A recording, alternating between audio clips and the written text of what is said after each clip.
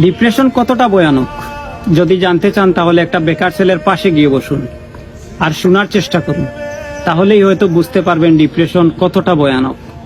তারপরে ছেলেটা যদি হয় মধ্যবিত্ত, তাহলে তো আর কোনো কথাই নেই। একে মধ্যবিত্ত, তার উপরে বেকারত্ব, সে যে এক নির্মম পরিহাস।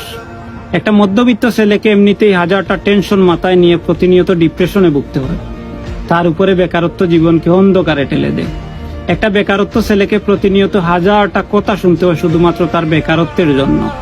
ছেলেটা যতই ভালো হোক না কেন, ভালো ইনকাম করার সামর্থ্য না থাকলে তার কোথাও দাম নাই। কারণ এই সমাজে ভালো মানসিকতা নয়, ভালো ইনকামের উপর নির্ভর করে দাম দেওয়া হয়। সবার আদরের ছেলেটাও হয়তো একটা সময় পরে সে পরিবারের বোঝা হয়ে দাঁড়ায়, আর তাকে প্রতিনিয়ত শুনতে হয়, আর কত বাবার হোটেলে খাবি, এইবার কিছু একটা কর। আর এই একটা কথা কতটা অপমানদায়ক আর কতটা যন্ত্রণাদায়ক শুধু একটা বেকার ছেলেই জানে। বেকার ছেলেটার অনেক স্বপ্ন বা আশা থাকলেও সব স্বপ্ন বা আশা পূরণ হয় না, কারণ তার কাছে স্বপ্ন পূরণ করার মতো সামর্থ্য থাকে না। একটা সময় হয়তো নিজের ভালোবাসার মানুষটিকেও বিসর্জন দিতে হয় বেকারত্বের কাছে। ফোনের ওই প্রান্তের মেয়েটি যখন বলে ওঠে, আমার বিয়ে ঠিক হয়ে যাচ্ছে, কিছু একটা করো, তখন বেকার ছেলেটার নিজের ভালোবাসার মানুষটিকে ধরে রাখার প্রবল ইচ্ছে থাকলেও সেই ইচ্ছেকে বুকের ভেতর দাফন করে মুখে হাসি নিয়ে বলতে হয়, তুমি বিয়ে করে নাও। কারণ বেকার ছেলেটি জানে সে তার ভালোবাসার মেয়েটির জন্য কিছুই করতে পারবে না।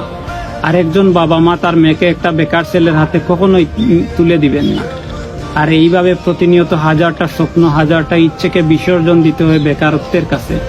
এই শহরে সবাই বেকারত্ব নিয়ে প্রশ্ন তুলে মনে আঘাত করতে পারে, কিন্তু বেকারত্ব মুছে দিতে কেউই সাহায্য করে না।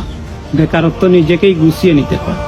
বেকার ছেলেটাও হয়তো একদিন চাকরি পাবে, কিন্তু ফিরে পাবে না চাকরির জন্য হারিয়ে যাওয়া ভালোবাসার মানুষটাকে।